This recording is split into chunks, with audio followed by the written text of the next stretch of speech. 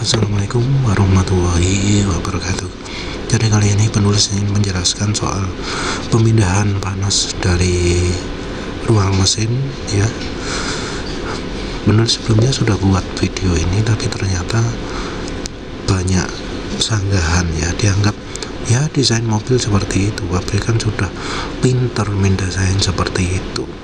Kalau ada masalah itu masalah lain, bukan karena mesin itu kemanasan. Radiator sudah kerja dengan benar sehingga ya wis bener dah desainnya seperti itu. Tapi ya nyatanya ya mobil penulis Ayla RPM nya kan naik-naik sendiri. Begitu penulis arahkan anginnya ke bawah, ternyata penyakitnya itu bisa jauh lebih mendingan, jadi nggak terjadi lagi. Padahal caranya cuma itu saja, tapi bisa sangat membantu mengurangi. Dan ternyata ada penjelasan ilmiahnya juga ya. Yang pertama lihat penjelasan ini dulu ya. Perhatikan bahwa ini angin disedot dari sini, terus ternyata udaranya dikeluarkan lewat sini. Jadi langsung dari radiator keluar lewat sini. Ini yang pertama. Yang kedua juga sama juga, angin dari radiator diarahkan ke atas, jadi nggak ke mesin lagi. Ini yang ketiga, angin dari radiator diarahkan ke atas juga. Ini yang keempat, angin radiator diarahkan ke arah atas juga. Nah ini contoh mobil Porsche ya, 2015 katanya. Radiator ditaruh sini, dan ternyata tujuannya adalah untuk membuat panas angin radiator itu langsung turun ya, jadi nggak kemana-mana. Jadi ini desain yang memang bagusnya kayak gini, makanya penulis sebut mobil mewah pendinginannya pasti akan memperhatikan cara mengeluarkan panas mesin dari ruang mesin. Tapi penjelasannya lebih jelas lagi ada pada penulis buku Aerodynamic of Your Road Car, Modifying the Aerodynamics of Your Road Car, John Edgar ya. Jadi dia menjelaskan mana wis.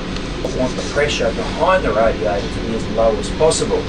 Now, let's imagine the engine bay is completely sealed, no openings except for that front mounted radiator.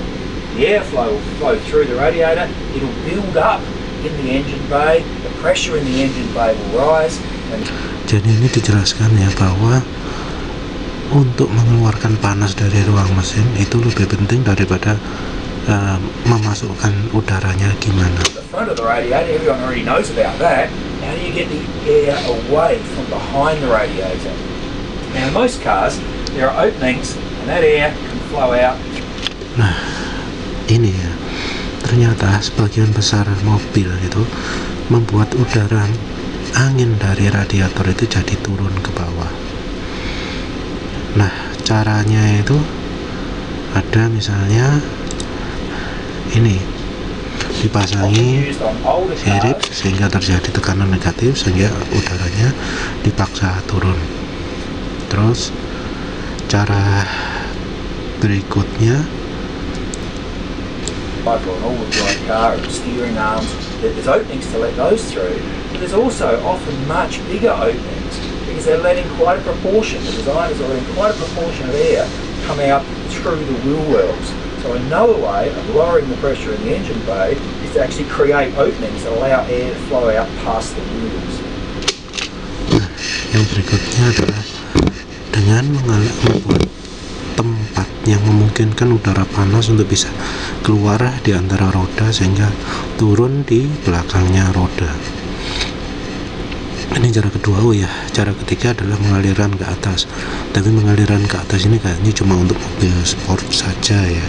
Untuk mobil harian adalah memberikan ruang udara yang cukup luas untuk udara bisa keluar di belakangnya roda. Nah ini penulis ingat, ini masalah utama pada Ayla ya. Pada Ayla udara keluar dari belakang radiator Ini sulit untuk turun ke bawah karena sama kipasnya diarahkan ke bagian atasnya transmisi. Bagian atas transmisi memaksa udara untuk naik, udara panas naik, jadi udaranya muter-muter di sini saja. Udara yang masuk dari depan, udara dingin di bagian selain radiator itu akan turun karena udara panasnya berkutat di sini. Beda kalau misalnya udara panasnya dibuat naik, tapi nyatanya di Daihatsu Ayla atau Agya, Toyota Agya, udara dingin masuknya ada di bagian lebih rendah, jadi udara dinginnya keluar, udara panasnya tetap di sini. Ini berbeda dengan desainnya Kijang ya. Kijang itu kan kisi-kisinya ada tinggi ya, belakangnya juga lowong, jadi udara panas dari mesin bisa langsung dengan mudah keluar dari ruang mesin.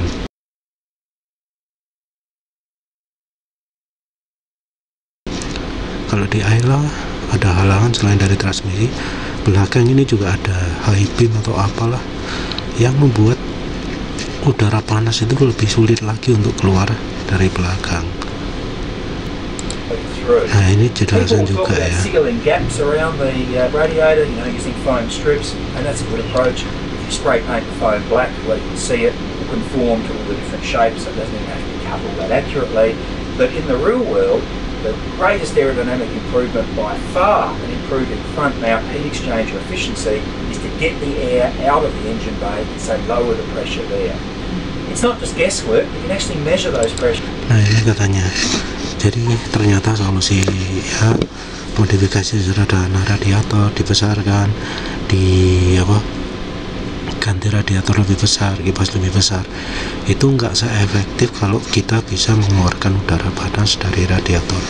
Jadi dari ruang mesin. Jadi membuat udara panas itu keluar dari mesin itu lebih besar efeknya pada pendinginan mesin daripada kalau pakai metode lain. Ya itu ya jawabannya ya. Jadi kuncinya seperti itu. Jadi ya apa yang menulis ungkapkan ada dasarnya, dan ternyata si bapak ini setuju.